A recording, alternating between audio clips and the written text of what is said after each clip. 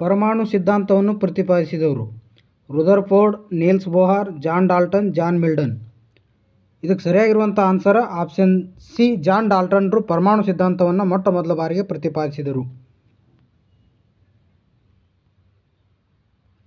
ಡ್ಯಾಶ್ಗಳಿಗೆ ನಿರ್ದಿಷ್ಟ ಗಾತ್ರವಿದೆ ಆದರೆ ಆಕಾರವಿಲ್ಲ. ಘನ, ದ್ರವ, ಅನಿಲ, ದ್ರವ್ಯ.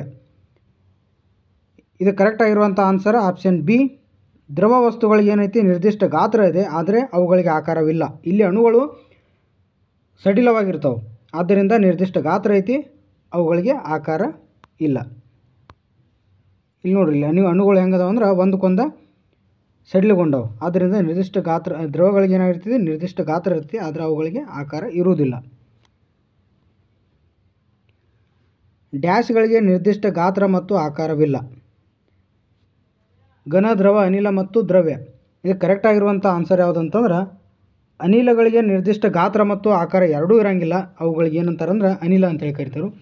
ಯಾಕಂದ್ರೆ ಇಲ್ಲಿ ಅಣುಗಳು ಭಾಳಷ್ಟು ಸಡಿಲಗೊಂಡಿರ್ತಾವೆ, ಒಂದಕ್ಕೊಂದು ಸಂಬಂಧ ಇಲ್ದಂಗೆ ಇರ್ತಾವೆ. ಆದ್ದರಿಂದ ಇಲ್ಲಿ ಏನಾಗಿರ್ತದೆ ಅಂದರೆ ಅನಿಲದಲ್ಲಿ ನಿರ್ದಿಷ್ಟ ಗಾತ್ರ ಮತ್ತು ಆಕಾರ ಇರುವುದಿಲ್ಲ. ಒಂದು ವಸ್ತುವಿನ ಪ್ರಮಾಣವನ್ನು ಹೀಗೆಂದು ಕರೆಯಲಾಗುವುದು: ಪ್ಲವನತೆ, ಸಾಂದ್ರತೆ, ಒತ್ತಡ, ದ್ರವ್ಯರಾಶಿ. ಇದು ಕರೆಕ್ಟ್ ಆಗಿರುವಂಥ ಆನ್ಸರ್ ಆಪ್ಷನ್ ಡಿ, ದ್ರವ್ಯರಾಶಿ. ಒಂದು ವಸ್ತುವಿನ ಪ್ರಮಾಣವನ್ನು ದ್ರವ್ಯರಾಶಿ ಅಂಥೇಳಿ ಕರೀತಾರೆ. ದ್ರವ್ಯರಾಶಿಯ SI ಏಕಮಾನ, ಅಂತಾರಾಷ್ಟ್ರೀಯ ಏಕಮಾನ ಯಾವುದಂತಂದ್ರೆ option C, kg, kilogram. Newton ಅನ್ನೋದು ಬಲದ ಅಂತಾರಾಷ್ಟ್ರೀಯ ಏಕಮಾನ. ಮೀಟರ್ ಕ್ಯೂಬಸ್.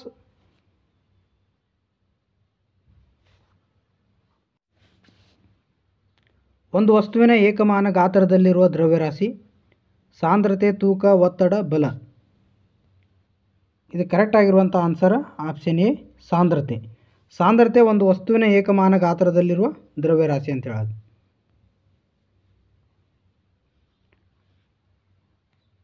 ಸಾಂದ್ರತೆಯ SI ಏಕಮಾನ. ಸಾಂದ್ರತೆಯ ಅಂತಾರಾಷ್ಟ್ರೀಯ ಏಕಮಾನ ಯಾವುದಂದ್ರೆ kg, metre cube, metre per second, kg per metre cube. ಇದು ಕರೆಕ್ಟ್ ಆಗಿರುವಂಥ answer option D, kg per metre cube.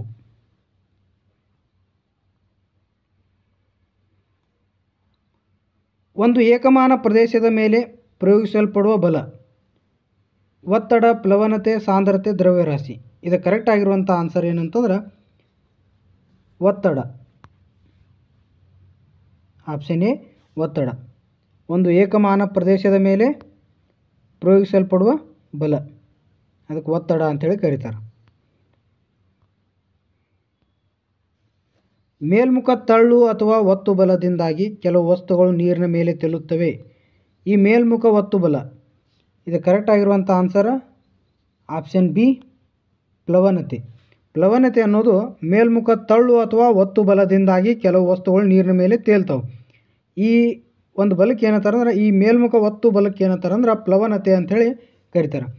ಈಗ ಒಂದು ಕಟ್ಟಿಗೆ ತುಂಡು, ಮರದ ತುಂಡು ಏನಾಗೈತೆ ಅಂದರೆ ನೀರಿನ ಮೇಲೆ ಯಾಕೆ ತೇಲ್ತೈತೆ ಅಂದ್ರೆ ಅದಕ್ಕೆ ಮೇಲ್ಮುಖ ತಳ್ಳು ಬಲದಿಂದಾಗಿ ಅದು ನೀರಿನ ಮೇಲೆ ತೇಲಾಡ್ತೈತಿ. ಇಲ್ಲಿ ಈ ಚಿತ್ರದಲ್ಲಿ ಕೊಡ್ರೆ ನೋಡಿ, ಇಲ್ಲೊಂದು ಮರದ ಒಂದು ತುಂಡು ಐತಿ, ಅದು ನೀರಿನ ಮೇಲೆ ತೇಲಾಡ್ತೈತಿ. ಯಾಕೆ ತೇಲಾಡ್ತೈತಿ ಅಂದರೆ ಮೇಲ್ಮುಖ ತಳ್ಳು ಅಥವಾ ಒತ್ತು ಬಲದಿಂದಾಗಿ ವಸ್ತುಗಳು ನೀರಿನ ಮೇಲೆ ತೇಲಾಡ್ತಾವೆ.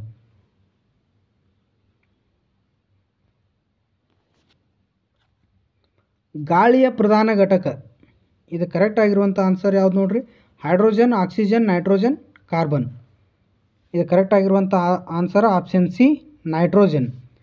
ಗಾಳಿಯ ಪ್ರಧಾನ ಘಟಕ ನೈಟ್ರೋಜನ್ ಎಷ್ಟೈತೆ ಅಂದರೆ 78% ಇದ್ದದ್ದು, 78% ನೈಟ್ರೋಜನ್ನ ಗಾಳಿಯ ಪ್ರಧಾನ ಘಟಕ ಐತಿ. ಅದೇ ರೀತಿ ಆಕ್ಸಿಜನ್ ಎಷ್ಟೈತಿ, 21% ಆಕ್ಸಿಜನ್ ಗಾಳಿಯ ಆಕ್ಸಿಜನ್ನು ಎರಡನೇ ಪ್ರಧಾನ ಘಟಕ ಅಂಥೇಳಿ ಹೇಳ್ಬೋದು. ಇನ್ನು ಉಳಿದಂಥ ನೀರಾವಿ, ಜಡ ಅನಿಲಗಳು ಮತ್ತು ಧೂಳಿನ ಕಣಗಳು 0.96% ಆಗದವು. ಕಾರ್ಬನ್ ಡೈಆಕ್ಸೈಡ್ 0.004% ಆಗೈತಿ. ಆಕ್ಸಿಜನ್ ಕಂಡು ಹಿಡಿದವರು Henry Cavendish, Newton, Joseph Priestley, Rutherford. ಇದು ಕರೆಕ್ಟ್ ಆಗಿರುವಂಥ answer option C, Joseph Priestley. ಈ ಚಿತ್ರದಲ್ಲಿರೋರು ಜೋಸೆಫ್ ಪ್ರಿಸ್ಟ್ಲೆ, ಇವರೇ ಆಕ್ಸಿಜನ್ನ ಕಂಡು ಹಿಡಿದರು.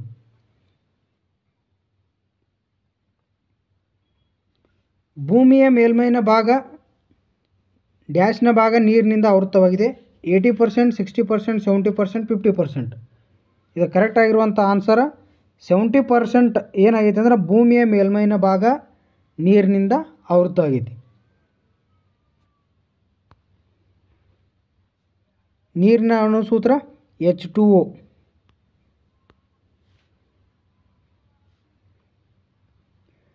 ಮಳೆ ನೀರು ಡ್ಯಾಶ್ ರೂಪದಲ್ಲಿ ದೊರೆಯುವ ನೈಸರ್ಗಿಕ ನೀರಿನ ಆಕಾರ. ಇದಕ್ಕೆ ಕರೆಕ್ಟ್ ಆಗಿರುವಂಥ ಆನ್ಸರ್ ಯಾವುದು? ಶುದ್ಧ ಅಶುದ್ಧ ಮಿಶ್ರಣ ಯೋಗ್ಯವಲ್ಲ.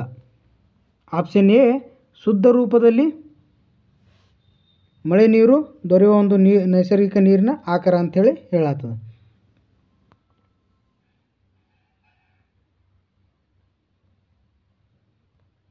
ಭೂಮಿಯ ಮೇಲೆ ಅತಿ ದೊಡ್ಡ ನೀರಿನ ಆಕಾರ. ಇದು ಕರೆಕ್ಟ್ ಆಗಿರುವಂಥ ಆನ್ಸರ್ ಯಾವ್ದು ನೋಡ್ರಿ? ನದಿ, ಸಾಗರ, ಕೆರೆ, ಬಾವಿ. ಇದು ಕರೆಕ್ಟ್ ಆಗಿರುವಂಥ ಆನ್ಸರ್ ಆಪ್ಷನ್ ಬಿ, ಸಾಗರ ಭೂಮಿಯ ಮೇಲೆ ಅತಿ ದೊಡ್ಡ ನೀರಿನ ಆಕಾರವಾಗಿದೆ.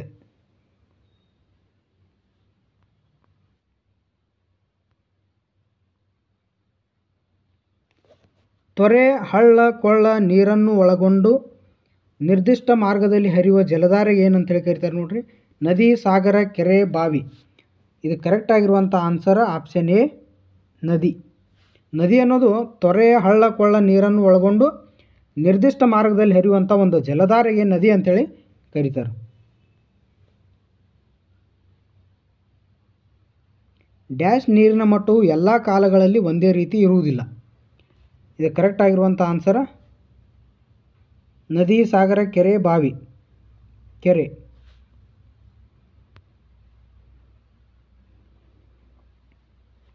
ಭೂತೊಗಟೆಯ ಕೆಳಗೆ ಸಂಗ್ರಹಗೊಂಡಿರುವ ನೀರು ಒತ್ತಡದಿಂದಾಗಿ ಹೊರಚಿಮ್ಮುತ್ತದೆ. ಇದನ್ನು ಡ್ಯಾಶ್ ಎನ್ನುವರು? ಬಾವಿ ನೀರು, ಕೊಳವೆ ಬಾವಿ ನೀರು, ನದಿ ನೀರು, ಚಿಲುಮೆ ನೀರು. ಕರೆಕ್ಟ್ ಆಗಿರುವಂಥ ಆನ್ಸರ್ ಆಪ್ಷನ್ ಡಿ, ಚಿಲುಮೆ ನೀರು ಅನ್ನೋದು ಭೂತೊಗಟೆಯ ಕೆಳಗೆ ಸಂಗ್ರಹಗೊಂಡಿರುವಂಥ ನೀರು ಒತ್ತಡದಿಂದ ಹೊರಚಿಮ್ತೈತಿ. ಇದನ್ನು ಚಿಲುಮೆ ನೀರು ಅಂಥೇಳಿ ಹೇಳ್ತಾರೆ.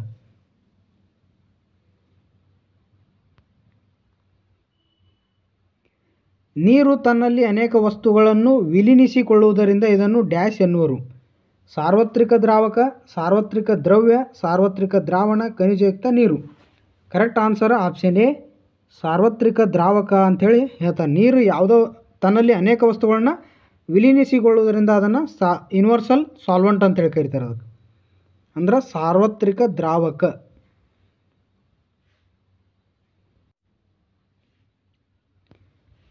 ನೀರಿನ ಕುದಿಯುವ ಬಿಂದು 70 degree, 80 degree, 100 degree, 110 degree Celsius. ಇದು ಕರೆಕ್ಟ್ ಆಗಿರುವಂಥ answer option C, 100 degree Celsius ಏನಾಗೈತೆ ಅಂದರೆ ನೀರಿನ ಕುದಿಯುವ ಬಿಂದು ಆಗೈತಿ. ನೀರಿನ ಕರಗುವ ಬಿಂದು 1 degree Celsius, 0 degree Celsius, 100 degree Celsius, 110 degree Celsius. Correct ಆಗಿರುವಂಥ answer option B, 0 degree Celsius melting point of water ಅಂತ ಹೇಳ್ತಾರೆ. ಇದಕ್ಕೆ ನೀರಿನ ಕರಗುವ ಬಿಂದು 0 ಡಿಗ್ರಿ ಸೆಲ್ಸಿಯಸ್. ಇಲ್ಲಿ ಡಯಾಗ್ರಾಮ್ದಾಗ ಕೊಟ್ರೆ ನೋಡಿ, ಸಾಲಿಡ್ ಇದ್ದದ್ದು ಮೆಲ್ಟ್ ಆಗಿ ಲಿಕ್ವಿಡ್ ಆಗ್ತೈತಿ, ಮತ್ತು ಆ ಲಿಕ್ವಿಡ್ ಇದ್ದದ್ದು ಫ್ರೀಜ್ ಆಗಿ ಸಾಲಿಡ್ ಆಗ್ತೈತಿ. ಉಷ್ಣ ಮತ್ತು ಬೆಳಕನ್ನು ಉಂಟು ಮಾಡುವ ಒಂದು ರಾಸಾಯನಿಕ ಕ್ರಿಯೆ. ದಹನ, ಬೆಂಕಿ, ಜ್ವಾಲೆ, ಉರಿ. ಇದು ಕರೆಕ್ಟ್ ಆಗಿರುವಂಥ ಆನ್ಸರ್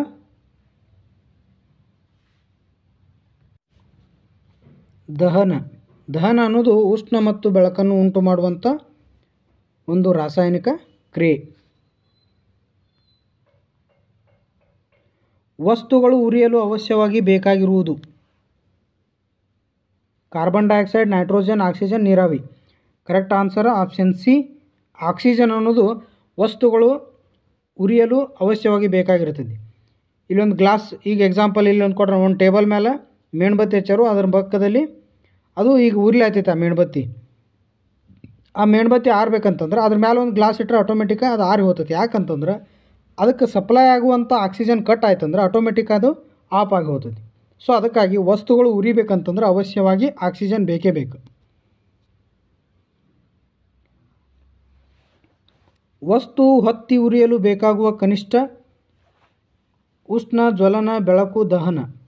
ಇದು ಕರೆಕ್ಟಾಗಿ ಆಪ್ಷನ್ ಯಾವುದಂತಂದ್ರೆ ಆಪ್ಷನ್ ಬಿ, ಜ್ವಲನ. ಜ್ವಲನ ಅನ್ನೋದು ವಸ್ತು ಹತ್ತಿ ಉರಿಯಲು ಬೇಕಾಗುವಂಥ ಒಂದು ಕನಿಷ್ಠ ತಾಪ, ಅದಕ್ಕೆ ಏನಂತಾರೆ ಅಂದರೆ ಜ್ವಲನ ತಾಪ ಅಂಥೇಳಿ ಕರೀತಾರೆ. ಇಲ್ಲಿ ನೋಡಿರಿ, ಕಟ್ಟಿಗೆಗೆ ಎಷ್ಟು ಬೇಕಂದ್ರೆ ಹೊತ್ತಿ ಉರಿಲಿಕ್ಕೆ 280ರಿಂದ 340 ಡಿಗ್ರಿ ಸೆಲ್ಸಿಯಸ್ ತನಕ ಉಷ್ಣ ಬೇಕಾಗ್ತೈತಿ. ಅದೇ ರೀತಿ ಪ್ಲಾಸ್ಟಿಕ್ 200ನಿಂದ 300 ಡಿಗ್ರಿ ಸೆಲ್ಸಿಯಸ್ ತನಕ, ಇಡ್ಲಿ ಆದ್ರೆ 300ರಿಂದ 350 ಡಿಗ್ರಿ ಸೆಲ್ಸಿಯಸ್. ಬೆಂಕಿಯ ಕಡ್ಡಿ ತುದಿ ಎಷ್ಟಂದ್ರೆ 80 ಡಿಗ್ರಿ ಸೆಲ್ಸಿಯಸ್ ತನಕ. ಇವೇನಂದ್ರೆ ಒಂದು ವಸ್ತು ಹೊತ್ತಿ ಉರಿಬೇಕಾದಂಥ ಒಂದು ಕನಿಷ್ಠ ತಾಪ, ಅದಕ್ಕೆ ಏನಂತಾರೋ ಜ್ವಲನ ಅಂತೇಳಿ ಕರೀತಾರೆ. ಜೀವಿಗಳ ಗಾತ್ರದಲ್ಲಾಗುವ ಹೆಚ್ಚಳ, ಪೋಷಣೆ, ಬೆಳವಣಿಗೆ, ಎತ್ತರ, ಗಿಡ್ಡ. ಇದು ಕರೆಕ್ಟ್ ಆನ್ಸರ್ ಆಪ್ಷನ್ ಬಿ. ಬೆಳವಣಿಗೆ ಅನ್ನೋದು ಏನಂದ್ರೆ ಜೀವಿಗಳ ಗಾತ್ರದಲ್ಲಾಗುವಂಥ ಹೆಚ್ಚಳ. ಇದಕ್ಕೆ ಉದಾಹರಣೆ ಒಂದು ಶಿಶು ಬೆಳೆದು ಮಗುವಾಗುವುದು, ಅದೇ ರೀತಿ ಬೆಕ್ಕಿನ ಮರಿ ಬೆಳೆದು ದೊಡ್ಡದಾಗೋದು, ಸಸಿ ಬೆಳೆದು ಮರ ಆಗೋದು. ಇವೆಲ್ಲ ಏನಂತಂದ್ರೆ ಜೀವಿಗಳ ಗಾತ್ರದಲ್ಲಾಗುವಂಥ ಹೆಚ್ಚಳಕ್ಕೆ ಏನಂತಾರೋ ಬೆಳವಣಿಗೆ ಅಂಥೇಳಿ ಕರೀತಾರೆ. ಜೀವಿಯೊಂದು ಆಹಾರವನ್ನು ರಕ್ತಗತವಾಗಿಸಿಕೊಂಡು ಬೆಳವಣಿಗೆಗೆ ಬಳಸಿಕೊಂಡರೆ ಅದನ್ನು ಡ್ಯಾಶ್ ಎನ್ನುವರು. ಬೆಳವಣಿಗೆ, ಉಸಿರಾಟ, ವಿಸರ್ಜನೆ, ಪೋಷಣೆ. ಕರೆಕ್ಟ್ ಆಗಿರುವಂಥ ಆನ್ಸರ್ ಆಪ್ಷನ್ ಡಿ, ಪೋಷಣೆ. ಜೀವಿಯೊಂದು ಆಹಾರವನ್ನು ರಕ್ತಗತವಾಗಿಸಿ ಬಳಸಿಕೊಂಡು ಬೆಳವಣಿಗೆ ಬಳಸಿಕೊಂಡ್ರೆ ಅದನ್ನ ಪೋಷಣೆ ಆಹಾರ ಅಂತೇಳಿ ಕರೀತಾರೆ. ಹಾರುವುದು, ನಡೆಯುವುದು, ಈಜುವುದು, ಕುಪ್ಪಳಿಸುವುದು ಇವುಗಳನ್ನು ಡ್ಯಾಶ್ ಎನ್ನುವರು. ಚಲನೆ, ವಿಸರ್ಜನೆ, ಪೋಷಣೆ, ಉಸಿರಾಟ. ಆನ್ಸರ್ ಎ, ಚಲನೆ. ಹಾರುವುದು, ನಡೆಯುವುದು, ಈಜುವುದು, ಕುಪ್ಪಳಿಸುವುದು ಇವುಗಳನ್ನ ಚಲನೆ ಅಂತೇಳಿ ಕರೀತಾರೆ. ಇಲ್ಲಿ ನೋಡ್ರಿ, ಚಿತ್ರದಲ್ಲಿ ಕೊಟ್ಟಿರುವಂಥ ಪಕ್ಷಿ ಹಾರಲಾತೈತಿ, ಇಲ್ಲಿ ಒಬ್ಬ ಹುಡುಗ ನಡಿಲಾತಿದ್ದಾನೆ, ಅದೇ ರೀತಿ ಮೀನು ಈಸಲಾತೈತಿ, ಕಪ್ಪೆ ಕುಪ್ಪಳಿಸ್ಲಾತೈತಿ. ಇವೆಲ್ಲ ಏನಂತಂದ್ರೆ ಹಾರುವುದು, ನಡೆಯುವುದು, ಈಜುವುದು, ಕುಪ್ಪಳಿಸುವುದು ಇವು ಚಲನೆಗೆ ಇರುವಂಥ ಉದಾಹರಣೆ. ಪಟಾಕಿಗಳನ್ನು ಹಚ್ಚುವುದು ಈ ದಹನಕ್ಕೆ ಉದಾಹರಣೆ. ನಿಧಾನ ದಹನ, ತೀವ್ರ ದಹನ, ಸ್ಫೋಟನ ದಹನ, ತಂತಾನೆ ದಹನ. ಇದು ಕರೆಕ್ಟ್ ಆಗಿರುವಂಥ ಆನ್ಸರ್ ಆಪ್ಷನ್ ಸಿ. ಸ್ಫೋಟನ ದಹನ ಅನ್ನೋದು ಪಟಾಕಿಗಳನ್ನು ಹಚ್ಚುವುದಕ್ಕೆ ಒಂದು ಉದಾಹರಣೆ. ಡ್ಯಾಶನ್ನು ಸುಣ್ಣದ ತಿಳಿ ನೀರಿನ ಮೂಲಕ ಹಾಯಿಸಿದಾಗ ಸುಣ್ಣದ ತಿಳಿ ನೀರು ಹಾಲಿನಂತೆ ಬೆಳ್ಳಗಾಗುವುದು. ಒಂದು ಕೊನಿಕಲ್ ಒಂದು ಟೆಸ್ಟ್ ಟ್ಯೂಬ್ದಾಗ ಏನೋ ಒಂದು ಸುಣ್ಣದ ತಿಳಿ ನೀರು ತೊಗೊಂಡು ಅದ್ರ ಮೂಲಕ ಕಾರ್ಬನ್ ಡೈಆಕ್ಸೈಡ್ನ ಹಾಯಿಸಿದಾಗ ಸುಣ್ಣದ ತಿಳಿ ನೀರು ಹೆಂಗಾಗ್ತೈತೆ ಅಂದ್ರೆ ಹಾಲಿನಂತೆ ಬೆಳ್ಳಗಾಗಿಬಿಡ್ತೈತಿ. ಹಾಗಾಗಿ ಇದು ಕರೆಕ್ಟ್ ಆಗಿರುವಂಥ ಆನ್ಸರ್ ಯಾವುದು ಅಂತಂದ್ರೆ ಆಪ್ಷನ್ ಎ, ಕಾರ್ಬನ್ ಡೈಆಕ್ಸೈಡ್ನು ಸುಣ್ಣದ ತಿಳಿ ನೀರಿನ ಮೂಲಕ ಹಾಯಿಸಿದಾಗ ಸುಣ್ಣದ ತಿಳಿ ನೀರಿದ್ದು ಹಾಲಿನಂತೆ ಬೆಳ್ಳಗಾಗುತ್ತದೆ. ಜೀವಿಗಳು ದೇಹದಿಂದ ಮೂತ್ರ ಮತ್ತು ಬೆವರುಗಳಂಥ ನಿರುಪಯುಕ್ತ ವಸ್ತುಗಳನ್ನು ಹೊರದೂಡುವ ಪ್ರಕ್ರಿಯೆಗೆ ಏನಂತೇಳಿ ಕರಿತರು. ಪೋಷಣೆ, ವಿಸರ್ಜನೆ, ಪ್ರಚೋದನೆ, ಚಲನೆ. ಆಪ್ಷನ್ ಬಿ, ವಿಸರ್ಜನೆ. ಜೀವಿಗಳು ದೇಹದಿಂದ ಮೂತ್ರ ಮತ್ತು ಬೆವರುಗಳಂಥ ನಿರುಪಯುಕ್ತ ವಸ್ತುಗಳನ್ನು ಹೊರದೂಡುವಂಥ ಪ್ರಕ್ರಿಯೆಗೆ ಏನಂತಾರೆ ಅಂದ್ರೆ ವಿಸರ್ಜನೆ ಅಂತೇಳಿ ಕರೀತಾರೆ.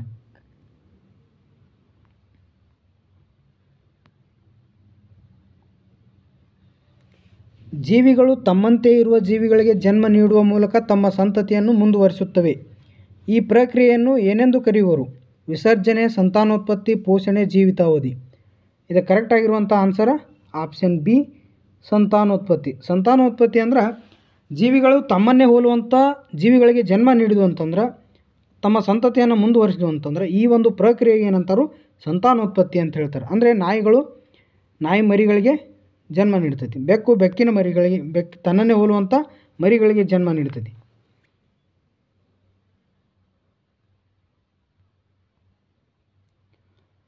ಒಂದು ಜೀವಿಯ ಹುಟ್ಟು ಮತ್ತು ಸಾವಿನ ನಡುವಿನ ಅವಧಿಯನ್ನು ಏನೆನ್ನುವರು. ಜೀವಿತಾವಧಿ, ಸಂತಾನೋತ್ಪತ್ತಿ, ಉಸಿರಾಟ, ಚಲನೆ. ಇದು ಕರೆಕ್ಟ್ ಆಗಿರುವಂಥ ಆನ್ಸರ್ ಆಪ್ಷನ್ ಎ, ಜೀವಿತಾವಧಿ ಅಂತೇಳಿ ಕರೀತಾರೆ. ಒಂದು ಜೀವಿ ಹುಟ್ಟತೈತಿ, ಬೆಳಿತೈತಿ, ಮತ್ತು ಮುಪ್ಪಾವಸ್ಥೆಗೆ ಬರ್ತೈತಿ, ಕೊನೆಗೆ ಒಂದು ದಿನ ಸಾಯ್ತೈತಿ. ಅಂದರೆ ಒಂದು ಜೀವಿಯ ಹುಟ್ಟು ಮತ್ತು ಸಾವಿನ ನಡುವಿನ ಅವಧಿಯನ್ನು ಜೀವಿತಾವಧಿ ಅಂತಾರೆ. ಇಲ್ಲಿ ನೋಡ್ರಿ, ಒಂದು ಮಗುವಾಗಿ ಹುಟ್ಟತೈತಿ, ಒಂದು ಶಿಶುವಾಗಿ ಹುಟ್ಟತೈತಿ, ಮಗುವಾಗಿ ಬೆಳಿತೈತಿ, ಆನಂತರ ಪ್ರೌಢಾವಸ್ಥೆಗೆ ಬರ್ತೈತಿ, ಆನಂತರ ಮುಪ್ಪಾವಸ್ಥೆ, ಕೊನೆಗೆ ಒಂದು ದಿನ ಸತ್ತು ಹೋಗ್ತದೆ. ಅಂದರೆ ಒಂದು ಜೀವಿಯ ಹುಟ್ಟು ಮತ್ತು ಸಾವಿನ ನಡುವಿನ ಅವಧಿಯನ್ನು ಜೀವಿತಾವಧಿ ಅಂತೇಳಿ ಕರೀತಾರೆ. ಒಂದು ವರ್ಷ ಅಥವಾ ಒಂದು ಋತುವಿನ ಅವಧಿಯಲ್ಲಿ ಹೂ ಬಿಟ್ಟು ಕಾಯಿಯಾಗಿ ಹಣ್ಣಾದ ಮೇಲೆ ನಾಶವಾಗುವ ಸಸ್ಯಗಳು. ಬಹುವಾರ್ಷಿಕ ಸಸ್ಯಗಳು, ಏಕವಾರ್ಷಿಕ ಸಸ್ಯಗಳು, ದ್ವಿವಾರ್ಷಿಕ ಸಸ್ಯಗಳು ಯಾವುದೂ ಅಲ್ಲ. ಇದು ಕರೆಕ್ಟಾಗಿರುವಂಥ ಆನ್ಸರ್ ಯಾವುದಂತಂದ್ರೆ ಆಪ್ಷನ್ ಎ, ಆಪ್ಷನ್ ಬಿ. ಅಂದರೆ ಒಂದೇ ವರ್ಷದಲ್ಲಿ ಹೂ ಬಿಡಬೇಕು, ಕಾಯಿ ಆಗಬೇಕು, ಹಣ್ಣಾಗಿ ನಾಶ ಆಗುವಂಥ ಸಸ್ಯಗಳಿಗೆ ಏಕವಾರ್ಷಿಕ ಸಸ್ಯಗಳು ಅಂತಾರೆ. ಅದಕ್ಕೆ ಎಕ್ಸಾಂಪಲ್ ಗೋಧಿ ಆಗಿರ್ಬೋದು, ಭತ್ತ, ಸಾಸಿವೆ ಗಿಡ, ಟೊಮೆಟೊ, ಇವೆಲ್ಲ ಏನಂತಂದ್ರೆ ಒಂದು ವರ್ಷ ಏಕವಾರ್ಷಿಕ ಸಸ್ಯಗಳಂತೇಳಿ ಹೇಳಾಗ್ತದೆ. 2 ವರ್ಷ ಅಥವಾ 2 ಋತುವಿನ ಅವಧಿಯಲ್ಲಿ ಹೂ ಬಿಟ್ಟು ಕಾಯಿಯಾಗಿ ಹಣ್ಣಾದ ಮೇಲೆ ನಾಶವಾಗುವ ಸಸ್ಯಗಳು ಬಹುವಾರ್ಷಿಕ ಸಸ್ಯಗಳು, ಏಕವಾರ್ಷಿಕ ಸಸ್ಯಗಳು, ದ್ವಿವಾರ್ಷಿಕ ಸಸ್ಯಗಳು ಯಾವುದೂ ಅಲ್ಲ. ಇದು ಕರೆಕ್ಟಾಗಿರುವಂಥ ಆನ್ಸರ್ ಯಾವುದಂತಂದ್ರೆ ಆಪ್ಷನ್ ಸಿ, ದ್ವಿವಾರ್ಷಿಕ ಸಸ್ಯಗಳು. ಅಂದರೆ 2 ವರ್ಷ ಅಥವಾ 2 ಋತುವಿನ ಅವಧಿಯಲ್ಲಿ ಹೂ ಬಿಟ್ಟು ಕಾಯಾಗಿ ಹಣ್ಣಾಗಿ ಮತ್ತು ನಾಶ ಆಗುವಂಥ ಸಸ್ಯಗಳಿಗೆ ಏನಂತಾರೆ ಅಂದರೆ ದ್ವಿವಾರ್ಷಿಕ ಸಸ್ಯಗಳು. ಕ್ಯಾಬೇಜ, ಕಬ್ಬು, ಬೀಟ್ರೂಟ, ಗಜ್ರಿ ಇವೆಲ್ಲ ಏನಂತಾರೆ ದ್ವಿವಾರ್ಷಿಕ ಸಸ್ಯಗಳಿಗೆ ಎಕ್ಸಾಂಪಲ್ ಇವು. ಹಲವಾರು ವರ್ಷಗಳವರೆಗೆ ಬದುಕಿರುವವರೆಗೂ ಹೂವು, ಹಣ್ಣು, ಬೀಜಗಳನ್ನು ಉತ್ಪತ್ತಿ ಮಾಡುತ್ತವೆ. ಬಹುವಾರ್ಷಿಕ, ಏಕವಾರ್ಷಿಕ, ದ್ವಿವಾರ್ಷಿಕ ಯಾವುದೂ ಅಲ್ಲ. ಇದು ಕರೆಕ್ಟಾಗಿರುವಂಥ ಆನ್ಸರ್ ಬಹುವಾರ್ಷಿಕ ಸಸ್ಯಗಳು ಅಂತೇಳಿ ಕರೀತಾರೆ. ಮಾವಿನ ಮರ, ಮಾವಿನ ಮರ ಆಗಿರ್ಬೋದು, ತೆಂಗಿನ ಮರ ಆಗಿರ್ಬೋದು, ಹಲಸಿನ ಮರ, ಇವೆಲ್ಲ ಏನಂತಂದ್ರೆ ಹಲವಾರು ವರ್ಷಗಳು ಬದುಕಿರುವವರೆಗೆ ಹೂ, ಹಣ್ಣು, ಬೀಜಗಳನ್ನ ಉತ್ಪತ್ತಿ ಮಾಡ್ತವೆ. ಅದಕ್ಕಾಗಿ ಇವುಗಳನ್ನ ಬಹುವಾರ್ಷಿಕ ಸಸ್ಯಗಳಂತೇಳಿ ಕರೀತಾರೆ. ಜೀವಿಗಳ ದೇಹವು ಯಾವುದರಿಂದ ಕೂಡಿದೆ? ಗಾಳಿ, ನೀರು, ಕೋಶ, ಆಹಾರ. ಜೀವಿಗಳ ದೇಹವು ಪ್ರಮುಖವಾಗಿ ಕೋಶದಿಂದ ಕೂಡಿದೆ. ಸೆಲ್ ಅಂತೇಳಿ ಕರೀತಾರೆ.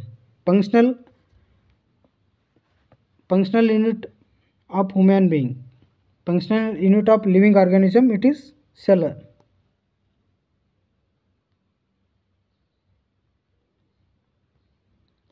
ಒಂದೇ ಕೋಶದಿಂದ ರಚಿತವಾಗಿರುವ ಜೀವಿಗಳು ಬಹುಕೋಶೀಯ ಜೀವಿಗಳು, ಏಕಕೋಶೀಯ ಜೀವಿಗಳು, ಕೋಶೀಯವಲ್ಲದ ಜೀವಿಗಳು ಯಾವುದೂ ಅಲ್ಲ.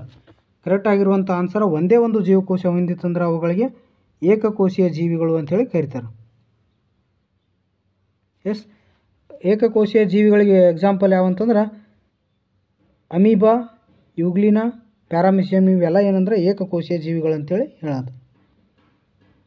ಒಂದಕ್ಕಿಂತ ಹೆಚ್ಚು ಕೋಶಗಳಿಂದ ಕೂಡಿರುವ ಜೀವಿಗಳಿಗೆ ಬಹುಕೋಶೀಯ ಜೀವಿಗಳು, ಏಕಕೋಶೀಯ ಜೀವಿಗಳು, ಕೋಶೀಯವಲ್ಲದ ಜೀವಿಗಳು ಯಾವುದೂ ಅಲ್ಲ. ಇದು ಕರೆಕ್ಟಾಗಿರುವಂಥ ಆನ್ಸರ್ ಬಹುಕೋಶೀಯ ಜೀವಿಗಳು. ಏನಂದ್ರೆ ಒಂದಕ್ಕಿಂತ ಹೆಚ್ಚು ಕೋಶಗಳಿಂದ ಕೂಡಿರುವಂಥ ಜೀವಿಗಳು. ಎಕ್ಸಾಂಪಲ್ ನಾಯಿ, ಮನುಷ್ಯ, ಪ್ರಾಣಿಗಳು ಇವೆಲ್ಲ ಏನಂತಂದ್ರೆ ಒಂದಕ್ಕಿಂತ ಹೆಚ್ಚು ಕೋಶಗಳಿಂದ ಕೂಡಿರೋದ್ರಿಂದ ಇವುಗಳನ್ನ ಬಹುಕೋಶೀಯ ಜೀವಿಗಳಂತೇಳಿ ಕರೀತಾರೆ. ಸೂಕ್ಷ್ಮದರ್ಶಕವನ್ನು ಕಂಡುಹಿಡಿದವರು. ಸೂಕ್ಷ್ಮದರ್ಶಕವನ್ನು ಯಾರು ಕಂಡುಹಿಡಿದಾರೆ ಅಂತಂದ್ರೆ option A, Robert Hooke, William Harvey, James Watt, Leeuwenhoek. Correct answer ಲಿವನ್ ಹಾಕ್ ಅನ್ನೋರು ಸೂಕ್ಷ್ಮದರ್ಶಕವನ್ನು ಕಂಡುಹಿಡಿದ್ರು. ಈ ಚಿತ್ರದಲ್ಲಿ ಇರೋರ ಲಿವನ್ ಹಾಕ್. ಕೋಶಗಳನ್ನು ಕಂಡುಹಿಡಿದವರು Robert Hooke, William Harvey, James Watt, Leeuwenhoek. ಇದು ಕರೆಕ್ಟ್ ಆನ್ಸರ್ ಯಾವುದಂತಂದ್ರೆ ಆಪ್ಷನ್ ಎ, ರಾಬರ್ಟ್ ಹುಕ್ ಏನು ಮಾಡಿದ್ರು ಅಂತಂದ್ರೆ ಕೋಶಗಳನ್ನ ಕಂಡುಹಿಡಿದರು. ಈ ಚಿತ್ರದಲ್ಲಿರೋರು ರಾಬರ್ಟ್ ಹುಕ್. ಸಸ್ಯದ ಬೆಳವಣಿಗೆಯನ್ನು ಅಳೆಯುವ ಉಪಕರಣ ಯಾವುದು? ಪಾಲಿಗ್ರಾಫ್, ಸೋನೋಗ್ರಾಫ್, ಕ್ರಿಸ್ಕೋಗ್ರಾಫ್ ಯಾವುದೂ ಅಲ್ಲ. ಇದು ಕರೆಕ್ಟ್ ಆನ್ಸರ್ ಕ್ರಿಸ್ಕೋಗ್ರಾಫ್ ಅನ್ನೋದು ಸಸ್ಯದ ಬೆಳವಣಿಗೆಯನ್ನು ಅಳೆಯುವಂಥ ಒಂದು ಉಪಕರಣ ಅಂತೇಳಿ ಹೇಳಾಗ್ತದೆ. ಕ್ರಿಸ್ಕೋಗ್ರಾಫ್ ಉಪಕರಣ ಯಾರು ಕಂಡುಹಿಡಿದ್ರು? Subhash Chandra Bose, Satyendranath Bose, Jagadish Chandra Bose, Newton. Correct answer option C, Jagadish Chandra Bose. ಇವ್ರು ಏನು ಮಾಡಿದ್ರು ಅಂದರೆ ಕ್ರಿಸ್ಕೋಗ್ರಾಫ್ ಅನ್ನೋ ಒಂದು ಉಪಕರಣವನ್ನು ಕಂಡುಹಿಡಿದ್ರು. ಸಸ್ಯಗಳಿಗೂ ಜೀವವಿದೆ, ಅವು ಪ್ರಚೋದನೆಗೆ ಪ್ರತಿಕ್ರಿಯಿಸುತ್ತವೆ ಎಂದು ಹೇಳಿದವರು Subhash Chandra Bose, Satyendranath Bose, Jagadish Chandra Bose, Newton. Option C, Jagadish Chandra Bose ಅನ್ನೋರು ಏನಂದ್ರೆ ಸಸ್ಯಗಳಿಗೂ ಜೀವ ಐತಿ, ಅವು ಪ್ರಚೋದನೆಗೆ ಪ್ರತಿಕ್ರಿಯಿಸ್ತವೆ. ಅದನ್ನು ಹೇಳಿದವರು ಯಾರು ಅಂತಂದ್ರೆ ಜಗದೀಶ್ ಚಂದ್ರ ಬೋಸ್. ಕಿವಿರುಗಳು ಯಾವ ಪ್ರಾಣಿಯ ಉಸಿರಾಟದ ಅಂಗ? ಕಪ್ಪೆ, ಎರೆಹುಳು, ಹಾವು, ಮೀನು. ಕರೆಕ್ಟಾಗಿರುವಂಥ ಆನ್ಸರ್ ಆಪ್ಷನ್ ಡಿ, ಮೀನಿನ ಉಸಿರಾಟದ ಅಂಗ ಯಾವುದಂತಂದ್ರೆ ಕಿವಿರು. ಬಾಯಿ ಕುಹರ ಯಾವ ಪ್ರಾಣಿಯ ಉಸಿರಾಟದ ಅಂಗ? ಕಪ್ಪೆ, ಎರೆಹುಳು, ಹಾವು, ಮೀನು. ಕರೆಕ್ಟ್ ಆನ್ಸರ್ ಕಪ್ಪೆ. ಕಪ್ಪೆಯನ್ನು ಬಾಯಿ ಕುಹರ ಕಪ್ಪೆಯ ಉಸಿರಾಟದ ಅಂಗ. ಡ್ಯಾಶ್ಗಳು ಪತ್ರರಂಧ್ರಗಳ ಮೂಲಕ ಉಸಿರಾಡುತ್ತವೆ. ಪ್ರಾಣಿಗಳು, ಪಕ್ಷಿಗಳು, ಸಸ್ಯಗಳು, ಸಜೀವಿಗಳು. ಸಸ್ಯಗಳು ಏನು ಮಾಡ್ತಾವೆ ಅಂದ್ರೆ ಪತ್ರರಂಧ್ರಗಳ ಮೂಲಕ ಉಸಿರಾಡುತ್ತವೆ. ತಮ್ಮ ಆಹಾರವನ್ನು ತಾವೇ ತಯಾರಿಸಿಕೊಳ್ಳುವ ಸಸ್ಯಗಳನ್ನು ಏನೆನ್ನುವರು? ಪರಪೋಷಕಗಳು, ಸ್ವಪೋಷಕಗಳು, ಅವಲಂಬಿಗಳು, ಪರಾವಲಂಬಿಗಳು. ಇದು ಕರೆಕ್ಟ್ ಆಗಿರುವಂಥ ಆನ್ಸರ್ ಆಪ್ಷನ್ ಬಿ, ಸ್ವಪೋಷಕಗಳು. Example tree. ಈಗ ಗಿಡ ಮರಗಳೇನೆಂದ್ರೆ ತಮ್ಮ ಆಹಾರವನ್ನು ತಾವೇ ತಯಾರಿಸ್ಕೊಳ್ತವೆ. ದ್ಯುತಿ ಸಂಶ್ಲೇಷಣೆ ಕ್ರಿಯೆ ಮೂಲಕ ತಮ್ಮ ಆಹಾರವನ್ನು ತಾವೇ ತಯಾರಿಸಿಕೊಳ್ಳೋದ್ರಿಂದ ಸಸ್ಯಗಳನ್ನ ಏನಂತಾರೆ ಅಂದ್ರೆ ಸ್ವಪೋಷಕಗಳು ಅಂತೇಳಿ ಹೇಳತ್ತದ. ತಮ್ಮ ಆಹಾರಕ್ಕಾಗಿ ಸಸ್ಯಗಳು ಅಥವಾ ಇತರೆ ಪ್ರಾಣಿಗಳನ್ನು ಅವಲಂಬಿಸಿರುವ ಪ್ರಾಣಿಗಳನ್ನು ಏನೆನ್ನುವರು? ಇದು ಕರೆಕ್ಟ್ ಆನ್ಸರ್ ಆಪ್ಷನ್ ಎ, ಪರಪೋಷಕಗಳು. ತಮ್ಮ ಆಹಾರಕ್ಕಾಗಿ ಸಸ್ಯಗಳು ಅಥವಾ ಬೇರೆ ಪ್ರಾಣಿಗಳನ್ನ ಅವಲಂಬಿಸಿರುವಂಥ ಪ್ರಾಣಿಗಳಿಗೆ ಪರಪೋಷಕಗಳು ಅಂತೇಳಿ ಕರೀತಾರೆ. ಜೀವಿಗಳು ಬದುಕಲು ಅಗತ್ಯವಾದ ಅಂಶಗಳನ್ನು ಒಳಗೊಂಡ ಏಕೈಕ ಗ್ರಹ ಬುಧ, ಶುಕ್ರ, ಭೂಮಿ, ಮಂಗಳ. ಭೂಮಿ ಅನ್ನೋದು ಜೀವಿಗಳು ವಾಸಿಸಲು ಬದುಕಲು ಅಗತ್ಯವಾದ ಅಂಶಗಳನ್ನು ಒಳಗೊಂಡಿರುವಂಥ ಒಂದೇ ಒಂದು ಗ್ರಹ ಯಾವುದಂದ್ರೆ ಅದು ಭೂಮಿ. ಪ್ರಕೃತಿಯಲ್ಲಿ ಲಭ್ಯವಿರುವ ವಸ್ತುಗಳನ್ನು ಡ್ಯಾಶ್ ಎನ್ನುವರು? ಪ್ರಕೃತಿಯಲ್ಲಿ ಲಭ್ಯವಿರುವ ವಸ್ತುಗಳಿಗೆ ಏನಂತಾರಂದ್ರೆ ಅನೈಸರ್ಗಿಕ ಸಂಪನ್ಮೂಲ, ನೈಸರ್ಗಿಕ ಸಂಪನ್ಮೂಲ, ಸಾಧಾರಣ ಸಂಪನ್ಮೂಲ, ಅಸಾಧಾರಣ ಸಂಪನ್ಮೂಲ. ಇದು ಕರೆಕ್ಟ್ ಆಗಿರುವಂಥ ಆನ್ಸರ್ ನೈಸರ್ಗಿಕ ಸಂಪನ್ಮೂಲ, ನ್ಯಾಚುರಲ್ ರಿಸೋರ್ಸಸ್. ಬಳಕೆಗೆ ನಿರಂತರವಾಗಿ ಲಭ್ಯವಿರುವ ಮತ್ತು ಮುಗಿದು ಹೋಗದ ಸಂಪನ್ಮೂಲಗಳನ್ನು ಏನೆನ್ನುವರು? ನೈಸರ್ಗಿಕ ಸಂಪನ್ಮೂಲ, ಅನೈಸರ್ಗಿಕ ಸಂಪನ್ಮೂಲ, ನವೀಕರಿಸಲಾಗುವ ಸಂಪನ್ಮೂಲ, ನವೀಕರಿಸಲಾಗದ ಸಂಪನ್ಮೂಲ. ಬಳಕೆಗೆ ನಿರಂತರವಾಗಿ ಲಭ್ಯ ಇರಬೇಕು ಮತ್ತು ಮುಗಿದು ಹೋಗದಂಥ ಸಂಪನ್ಮೂಲಗಳಿಗೆ ನವೀಕರಿಸಲಾಗುವ ಸಂಪನ್ಮೂಲಗಳು ಅಂತೇಳಿ ಕರೀತಾರೆ. ಇಲ್ಲಿ ನೋಡ್ರಿ, ಸೂರ್ಯ, ಗಾಳಿ, ನೀರು ಇವೆಲ್ಲ ಏನಂತ ನವೀಕರಿಸಲಾಗುವಂಥ ಸಂಪನ್ಮೂಲಗಳು. ಮಿತಿಯಲ್ಲಿರುವ ಮತ್ತು ನಿರಂತರ ಬಳಕೆಯ ನಂತರ ಮುಗಿದು ಹೋಗುವ ಸಂಪನ್ಮೂಲಗಳು ಏನೆನ್ನುವರು? ಇವುಗಳಿಗೆ ನವೀಕರಿಸಲಾಗದ ಸಂಪನ್ಮೂಲಗಳು ಅಂತೇಳಿ ಕರೀತಾರೆ. ಎಸ್. ಈಗ ಪೆಟ್ರೋಲಿಯಂ ಪ್ರಾಡಕ್ಟ್ಸ್, ಎಸ್, ಇಂಧನ ಪಳೆಯುಳಿಕೆ ಇಂಧನಗಳಾಗಿರ್ಬೋದು, ಎಸ್, ನ್ಯಾಚುರಲ್ ಗ್ಯಾಸ್ ಇವೆಲ್ಲ ಏನಂತಂದ್ರೆ ನವೀಕರಿಸಲಾಗದ ಸಂಪನ್ಮೂಲಗಳು ಅಂತೇಳಿ ಹೇಳತ್ತೆ. ಈ ಅಟೋಮಿಕ್ ಎನರ್ಜಿ ಆಗಿರ್ಬೋದು. ಖನಿಜಗಳು ಸಾವಯವ ವಸ್ತುಗಳನ್ನು ಒಳಗೊಂಡಿರೋ ಶಿಲಾಗೋಳದ ಪದರವೇ ನೀರು, ಗ್ರಹ, ಕಲ್ಲು, ಮಣ್ಣು. ಇದು ಕರೆಕ್ಟ್ ಆಗಿರುವಂಥ ಆನ್ಸರ್ ಆಪ್ಷನ್ ಡಿ. ಮಣ್ಣು ಅನ್ನೋದು ಖನಿಜಗಳು ಮತ್ತು ಸಾವಯವ ವಸ್ತುಗಳನ್ನು ಒಳಗೊಂಡಿರುವಂಥ ಒಂದು ಶಿಲಾಗೋಳದ ಪದರ ಆಗಿರ್ತೈತಿ. ಮಣ್ಣಿನ ಬಗ್ಗೆ ಅಧ್ಯಯನವನ್ನು ಮಾಡೋದಕ್ಕೆ ಪೆಡಾಲಜಿ ಅಂತೇಳಿ ಕರೀತಾರೆ.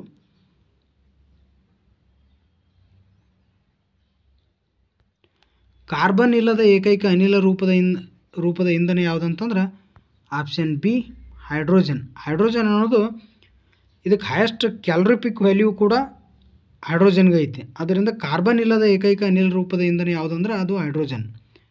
ಹೈಡ್ರೋಜನ್ನ ಪರಮಾಣು ಸಂಖ್ಯೆ 1, ಆಕ್ಸಿಜನ್ದ 8. ದಹನಕ್ಕೆ ಒಳಗಾಗಿ ಶಕ್ತಿಯನ್ನು ಕೊಡುವ ವಸ್ತುವೇ ಅದಕ್ಕೆ ಏನಂತಾರಂದ್ರೆ ಆಪ್ಷನ್ ಸಿ, ಇಂಧನ ಅಂತೇಳಿ ಕರೀತಾರೆ. ಒಂದು ವಸ್ತು ಯಾವುದಾರೆ ದಹನ ಕ್ರಿಯೆಗೆ ಒಳಪಡಿತಂದ್ರೆ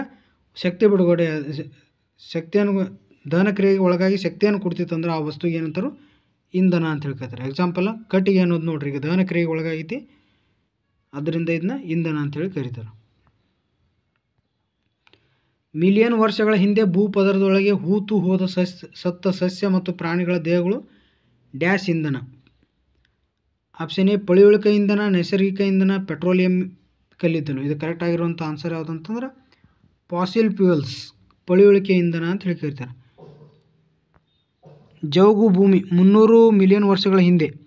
ಅದೇ ರೀತಿ ನೀರಿನಲ್ಲಿ ಹೂತು ಹೋಗಿರುವಂಥ ಕೊಳತು ಸತ್ತ ಮರಗಳಾತವ ಅಂದ್ರೆ 100 ಮಿಲಿಯನ್ ವರ್ಷಗಳ ಬಂಡೆಗಳು ಮತ್ತು ಕೊಳಕು ಕಲ್ಲಿದ್ದಲು ಇವೆಲ್ಲ ಏನಂತಂದ್ರೆ ಮಿಲಿಯನ್ ವರ್ಷಗಳ ಹಿಂದೆ ಭೂಪದರದೊಳಗೆ ಹೂತು ಹೋಗಿರಬೇಕು. ಹೂತು ಹೋದಂಥ ಸಸ್ಯ ಮತ್ತು ಪ್ರಾಣಿಗಳ ದೇಹಗಳು ಏನಾಗ್ತವಂದ್ರೆ ಫಾಸಿಲ್ ಫ್ಯೂಯಲ್ ಆಗಿ ಕನ್ವರ್ಟ್ ಆಗಿರ್ತವೆ. ಇವುಗಳಲ್ಲಿ ಅತ್ಯಂತ ಕಡಿಮೆ ಪರಿಸರ ಮಾಲಿನ್ಯವನ್ನು ಉಂಟು ಮಾಡುವುದು ಕಲ್ಲಿದ್ದಲು, ಪೆಟ್ರೋಲಿಯಂ, ಸಂಪೀಡಿತ ನೈಸರ್ಗಿಕ ಅನಿಲ, ಪೆಟ್ರೋಲ್. ಕರೆಕ್ಟ್ ಆಗಿರುವಂಥ ಆನ್ಸರ್ ಆಪ್ಷನ್ ಸಿ, ಸಂಪೀಡಿತ ನೈಸರ್ಗಿಕ ಅನಿಲ. CNG ಅಂತ ಹೇಳಿ ಕರಿತಾರೆ, ಕಾಂಪ್ರೆಸ್ಡ್ ನ್ಯಾಚುರಲ್ ಗ್ಯಾಸ್. ಸೀಮೆ ಎಣ್ಣೆ ಮತ್ತು ಡೀಸೆಲ್ಗಳು ಇದರಿಂದ ದೊರೆಯುತ್ತವೆ. ಕಲ್ಲಿದ್ದಲು, ಪೆಟ್ರೋಲಿಯಂ, ನೈಸರ್ಗಿಕ ಸಂಪೀಡಿತ ನೈಸರ್ಗಿಕ ಅನಿಲ, petrol. Correct answer petroleum. Petroleum ಅನ್ನೋದು ಸೀಮೆ ಎಣ್ಣೆ ಮತ್ತು ಡೀಸೆಲ್ಗಳು ಇದರಿಂದ ದೊರೆತವೆ, ಪೆಟ್ರೋಲಿಯಂ ಪ್ರಾಡಕ್ಟ್ದಿಂದ ದೊರೆತವೆ.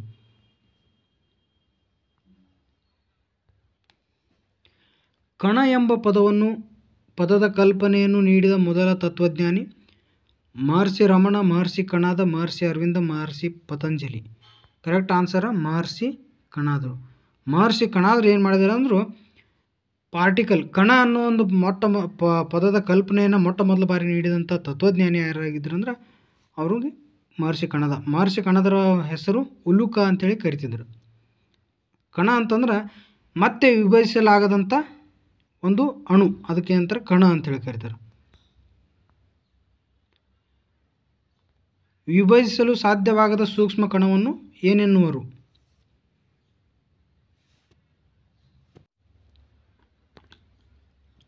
ಆಪ್ಷನ್ ಬಿ ಪರಮಾಣು ಅಂತೇಳಿ ಕರೀತಾರೆ. ವಿಭಜಿಸಲು ಸಾಧ್ಯವಾಗದ ಸೂಕ್ಷ್ಮ ಕಣವನ್ನು ಪರಮಾಣು ಅಂತೇಳಿ ಕರೀತಾರೆ. ವಿಶ್ವ ಪರಿಸರ ದಿನವನ್ನು ಯಾವಾಗ ಆಚರಿಸುವರು? June 2, June 5, March 8, July 11. Correct answer June 5ರಂದ ವರ್ಲ್ಡ್ ಎನ್ವೈರ್ಮೆಂಟಲ್ ಡೇ ಅಂತೇಳಿ ಸೆಲೆಬ್ರೇಟ್ ಮಾಡ್ತಾರೆ. ದ್ರವ್ಯದ 4ನೇ ಸ್ಥಿತಿ ಯಾವುದು? ಘನ, ದ್ರವ, ಅನಿಲ, ಪ್ಲಾಸ್ಮಾ. ಪ್ಲಾಸ್ಮಾ ದ್ರವ್ಯದ 4ನೇ ಸ್ಥಿತಿ.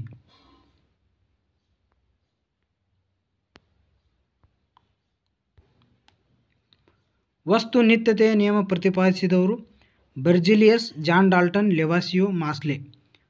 ಕರೆಕ್ಟ್ ಆನ್ಸರ್ ಏನಂತಾರೆ ಆಪ್ಷನ್ ಸಿ ಲೆವಾಸಿಯೋ ಅನ್ನೋರು ವಸ್ತು ನಿತ್ಯತೆಯ ನಿಯಮವನ್ನು ಪ್ರತಿಪಾದಿಸಿದವರು. ಈ ಚಿತ್ರದಲ್ಲಿರೋರ ಲೆವಾಸಿಯೋ. ನೀರು ಒಂದು ಧಾತು, ಅಶುದ್ಧ ವಸ್ತು, ಮಿಶ್ರಣ, ಸಂಯುಕ್ತ ವಸ್ತು. ಇದು ಕರೆಕ್ಟ್ ಆಗಿರುವಂಥ ನೀರು ಅನ್ನೋದೊಂದು ಎಲಿಮೆಂಟ್ ಇದು, ಅದಕ್ಕಾಗಿ ನೀರು ಅನ್ನೋದೊಂದು ಧಾತು ಅಂತೇಳಿ ಹೇಳೋದು. ಗಾಳಿಯ ಲಕ್ಷಣಗಳು ಯಾವುವು? ಗಾಳಿಯು ಸ್ಥಳವನ್ನು ಆಕ್ರಮಿಸುತ್ತದೆ, ಗಾಳಿಗೆ ತೂಕವಿದೆ, ಗಾಳಿಯು ದಹನದಲ್ಲಿಯೂ ನೆರವಾಗುತ್ತದೆ, ಮೇಲಿನ ಎಲ್ಲವು. ಕರೆಕ್ಟ್ ಆನ್ಸರ್ ಯಾವುದಂತಂದ್ರೆ ಗಾಳಿ ಸ್ಥಳವನ್ನು ಆಕ್ರಮಿಸ್ಕೊಳ್ತೈತಿ, ಗಾಳಿಗೆ ತೂಕ ಐತಿ, ಗಾಳಿಯ ದಹನ ಕ್ರಿಯೆಯಲ್ಲಿ ನೆರವಾಗ್ತದೆ. ಆದ್ದರಿಂದ ಇದು ಕರೆಕ್ಟ್ ಆನ್ಸರ್ ಆಪ್ಷನ್ ಡಿ ಮೇಲಿನ ಎಲ್ಲವು.